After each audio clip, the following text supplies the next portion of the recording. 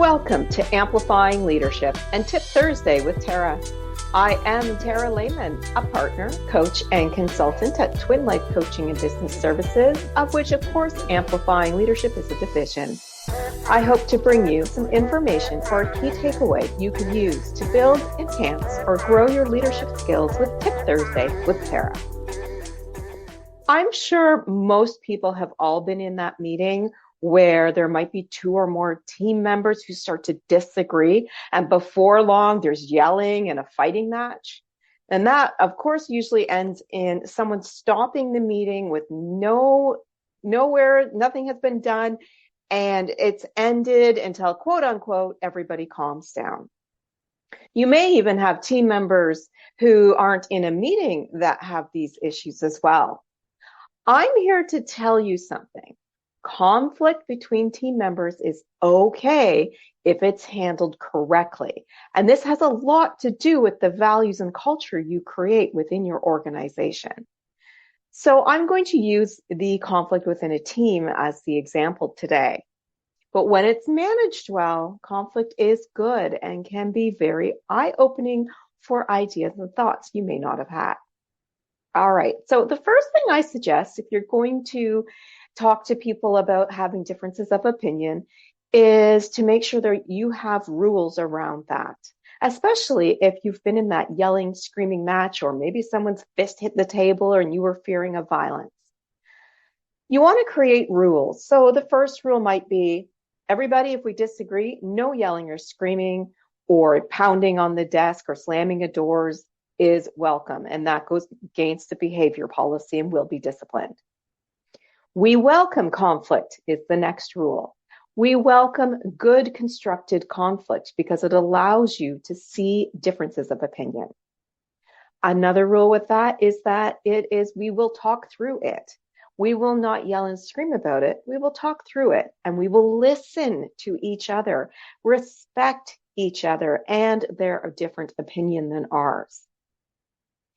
The team then can pick the best opinion if that's needed, or we all agree to disagree, and the rule is that the leader decides not necessarily who is right or wrong, but what that final decision will be. So rules would be no yelling, screaming, or violence. Conflict is always welcome when done well. Talk through everything. Team can pick the best option or agree to disagree, and the leader decides. All professionally done. Allowing differences of opinion within your teams or good conflict allows you to have more diverse ideas, which can be really good for your organization. If we don't listen and welcome other ideas from other people as a team, then we might miss out on something that could be the perfect opportunity. So allowing differences of opinion or good conflict to happen actually can be very welcoming to a diverse team and allowing them to see other viewpoints or other, different teams' ideas. Keep that in mind. Now, sometimes it's easier to create roles if you're in a meeting, for example, and if you have people who do struggle working with each other. You need to define who the leader is because the leader gets to make the final decision. Perhaps you have a group of people who are the idea sharers. You always can have a devil's advocate, and that could be one of those people or the person who always starts that conflict. They can be the devil's advocate as long as everybody respects the devil's advocate is there to share a difference of opinion or raise questions. And maybe somebody's there as the money manager or the budget person or the person who just says, that's not going to happen, or yeah, that's good. That type of money manager. There's other roles that you can create as well. It could be that someone is a note taker if they're pretty shy, things like that. But if you're afraid of that conflict, then create the roles. The leader gets the final say. You have devil's advocate, you have a money manager, and then you can create the other roles or you have the idea sharers. Now, if you do still have someone coming up and they're yelling and screaming, a couple of them at each other, they just aren't getting along, even after you've tried all these things, I suggest going to, allowing those two members to go off and talk. And there are rules around that. It's talking, not yelling. It's trying to understand each other and listen to each other, not put each other down. If you need to, find somebody, if it's not yourself, perhaps it's HR, people and culture, to mediate that conversation if needed.